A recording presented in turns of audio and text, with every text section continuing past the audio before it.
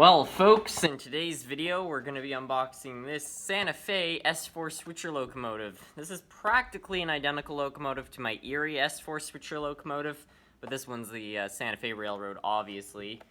This is a Sound Value locomotive, too, so it should have some interesting sounds. As for the box, it's your basic Bachmann box, nothing too special. Right there are your specs if you want to search them up. And, yeah, it looks like a very cool locomotive. This is an interesting paint scheme the Santa Fe chose for their switchers. At least some of them. Just take that out.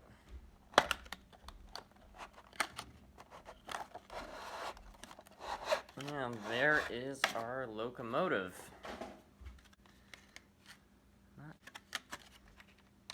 And just lift this up. There is our engine. Let's put that right there. Let's see. This probably comes with a whole bunch of stuff. This, and as well as some papers, warranties, etc. Put that all back in the box for safekeeping. And I'll give you guys a close-up shot of this locomotive because just like the other one, I mean, it's got practically the same detail, but different paint scheme, and I'm sure one of you guys might want to see what it looks like in detail.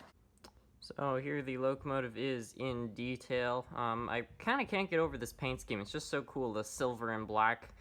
I mean, it's really, there's nothing in particular I can kind of say about this locomotive because it you know, I already kind of said everything I thought about it with my Erie switcher locomotive, which is the same design. So really all I have to say about this locomotive is it's got a really cool paint scheme. I really like the Atchison, Topeka, Santa Fe, and you got the Santa Fe logo right there.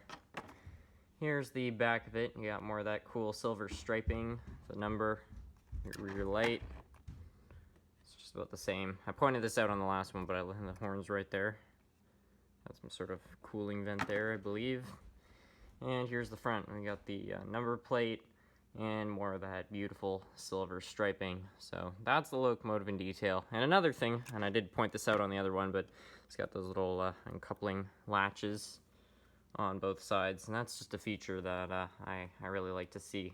So yeah, I like the detail on this one. Now let's take this thing over to the track and actually test to see how it performs. I won't do a pulling test because I already basically did with the last one, but I'll show you guys all the sound features.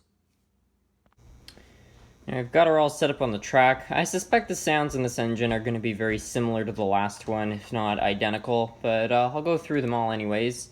So we'll fire this thing up by giving it some power. Can't remember if that's how the other one sounded.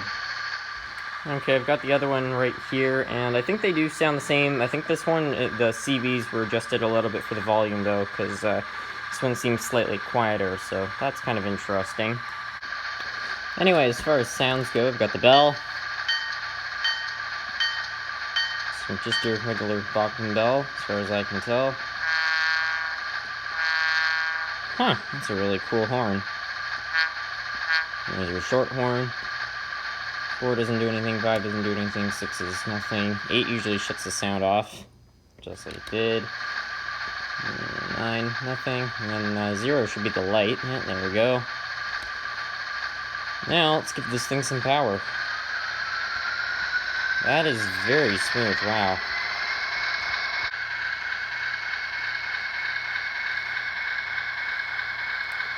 So that's pretty impressive. I find that's really running quite smooth. This isn't even on the cleanest track, so that's pretty impressive. Now let's slow her down and put her in reverse. The rear light should come on. There we go. There's some power.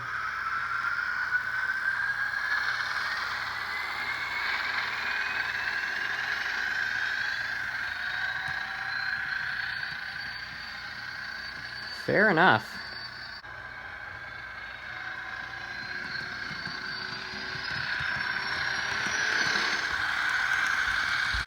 This right here is wide open, full speed. It's not the fastest engine, but it's probably because it's been geared so it has a little more torque rather than speed, which just makes it a bit more realistic.